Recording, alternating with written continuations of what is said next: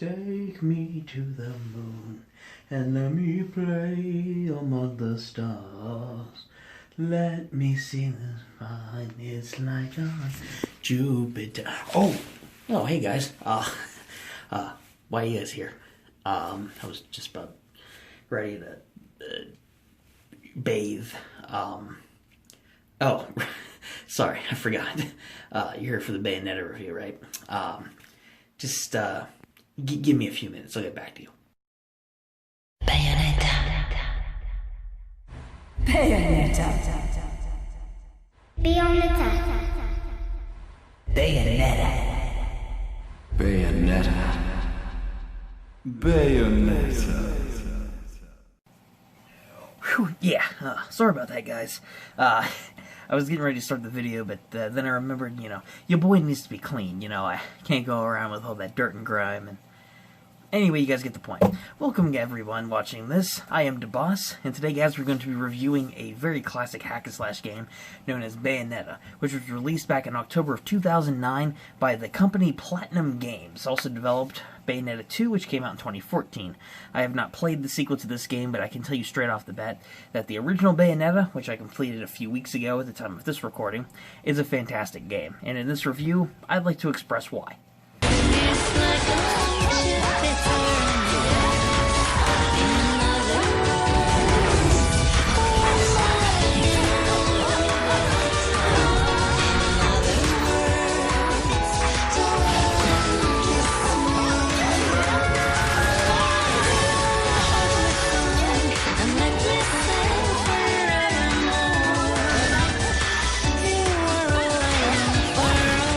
Let's get these 2 points out of the way here for this game. Visually and musically, probably two of the biggest things that you'll notice really in any kind of major game, or any game in general for that matter.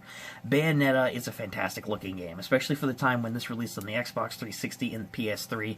The game is flashy, beautiful looking with the different attacks, the animations that Bayonetta has, the gun flashes, the different limbs and whatnot that sprout out of her hair, the different animations where she summons giant monsters in order to crush different angelic demons. I know they're angels, but they're basically demons in this game.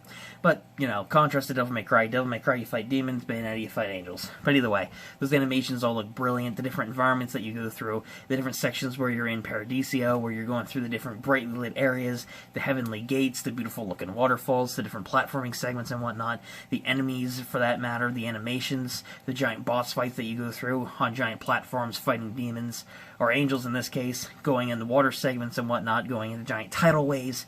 It all looks amazing for all the fight sequences, for the environments, and for the character models and the animations for all the attacks and moves, and the atmosphere, especially with those different cutscenes and different old school film reels and whatnot. They're just all many good visual touches with Bayonetta. And honestly, I haven't played any other hack-and-slash game, aside from maybe Devil May Cry, that has really topped the visuals this game has to offer. And the music, it takes a lot for me to want to listen to a music soundtrack afterwards. I've listened to many good soundtracks in games in the past when I played them, but not very many of them have wanted me to listen to the track afterwards in my own time, for whatever reason. Bayonetta is one of them. The main theme especially, Fly Me to the Moon, fantastic piece of music, and all the other music in this game is very atmospheric, very catchy, very pop-like. It is just really cool to listen to, and it is very uplifting, especially when you're going through all the brutality this game has to offer. So, musically and visually, Bayonetta hits the nail right on the head.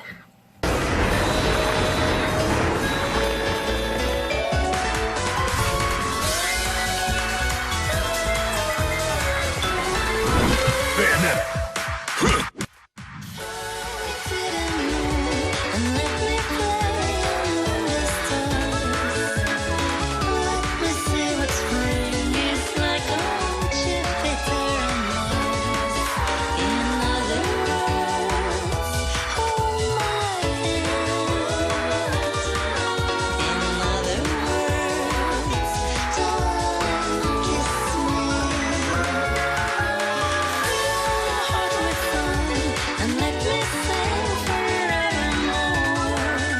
I like to go into the combat next, because the story is probably where I have my biggest piece of criticism for this game, and we'll get into more into this section, but combat-wise, which is the big thing about this game, period, is probably one of the most unique hack-and-slash combat systems that I've played, besides Devil May Cry.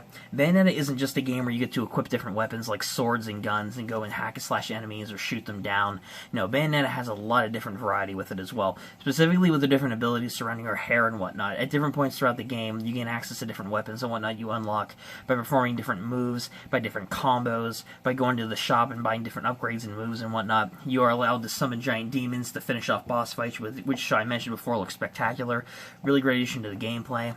There's a lot of things that add a lot of variety in this game for hack-and-slash elements, and especially for strategizing boss fights, and even normal enemy encounters. Specifically, I'm talking about Witch Time, which is one of Bayonetta's most unique abilities, where if you dodge at a precise time, whether or not it be an obstacle or an enemy strike, you freeze time for a few seconds, which allows you to get in a wide array of combos and moves in on your opponent.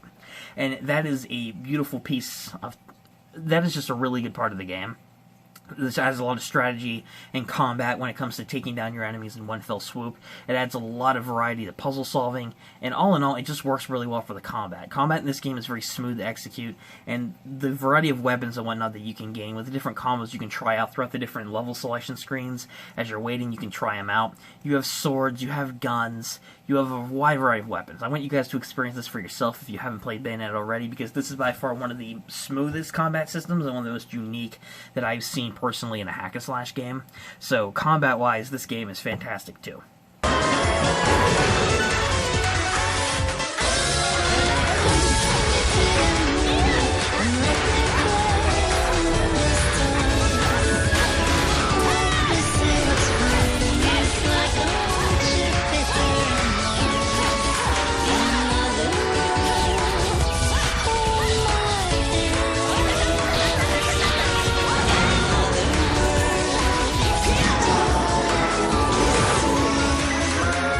Okay, so I want to go into my thoughts on the story, and again, this Bayonetta, combat-wise, with the visuals, music, and everything else, is a fantastic game.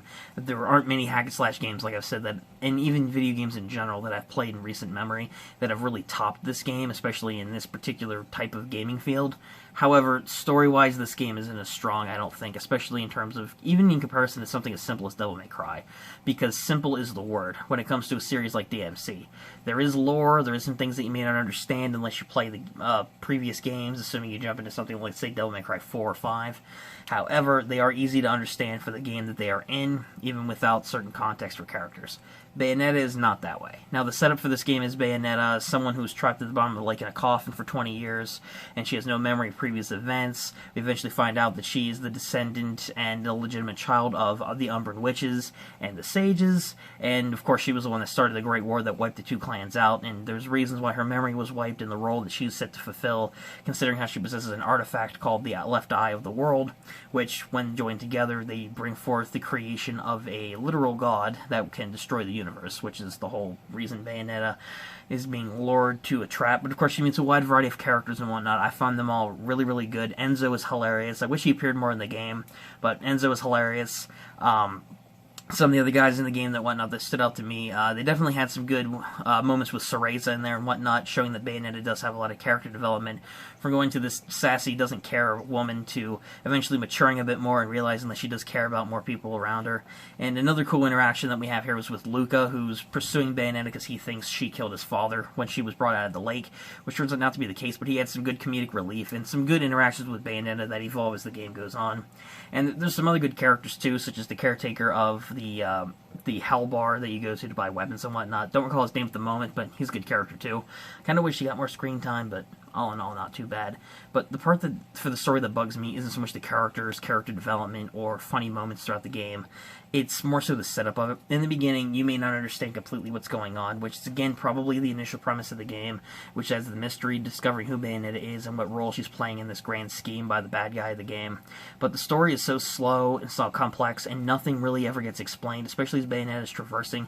You have all these characters and scenarios thrown at you, and all this lore, and all this information that isn't properly explained, whether it be different journal notes that you pick up, whether or not be dialogue through characters, whether or not it be lore that you end up seeing with different descriptions of enemies, or anything else for that matter. While it's fascinating lore that you discover more about as the game goes on, the story isn't initially explained well enough, and I'm not talking about knowing Bayonetta's backstory, I mean the context of the enemies in the world that you're in, which, for me, it took me about a few levels in to even start to understand what was going on with the story. I just feel like the story is a little overcomplicated and a little messy in that regard in terms of the setup, which I wish would have been executed better for a more simple, straightforward kind of deal, especially for being a hack-and-slash game this good. But all in all, it's not a huge deal, but it is a criticism in my book for the story setup. And this is a minor complaint. This is something, though, that you have to do throughout levels. Now, in theory, there's little mini games that you have to play. It's like an arcade gallery shooting game where you have to shoot different angels and you get different points and whatnot. And they allow you to get access to buying certain weapons, buying certain health upgrades in the forms of lollipops, which increase your attack stat, which allows you to be invulnerable for a short time, which heals certain amounts of health and whatnot, which are staples that you can buy in the shop as well, which again adds to a good system that you can have for item management. But it's clunky to control. The bullet placement isn't always that accurate. You barely ever get enough points to even buy anything and whatnot, which I can't vouch for because I only did it once personally. It's just not fun either. It's just a little thing that seems to have been chucked in at the last minute, so that's a minor critique if anything, and I wouldn't have a big deal if you could skip over it if you didn't want to do it, but you can't. But at least you can exchange what you get for halos at the least, which is the currency in this game. So all in all, ladies and gentlemen, with all that being said, besides my critique of the different story bits set up, and of course the annoying little minigame and whatnot, Bayonetta is a fantastic game. Bayonetta was probably one of the best hack-and-slash games that I've played, and is by far probably one of my favorite games I've played this year. So, all in all, I recommend you guys give Bayonetta a shot. If you guys are into hack-and-slash games, if you're looking for a new game to get into that has a really good combat system, beautiful visuals, beautiful music, and overall has a really addictive nature with learning the different combos, weapons, and of course just admiring the story and presentation with the characters that it has to offer, aside from some setup issues, I highly recommend getting into this one. Highly recommend you guys check out Bayonetta. It is a fantastic game. And that is going to do it for today's review, guys. Hopefully you guys did enjoy. Let me know your thoughts on Bayonetta in the comment section down below. And if you guys have any ideas for games you would like me to review in the future, and if possible, I will do my best to review them. But all in all, give me your thoughts on the game, and of course the video down below. Give it a like if you guys did enjoy the video, and subscribe if you guys want to catch more reviews like this in the future, as well as other gaming content, and of course memes. Can't forget that here on this channel, and other comedic content like skits. Either way, guys, hope you enjoyed. Until next time, I will see you guys later. Peace.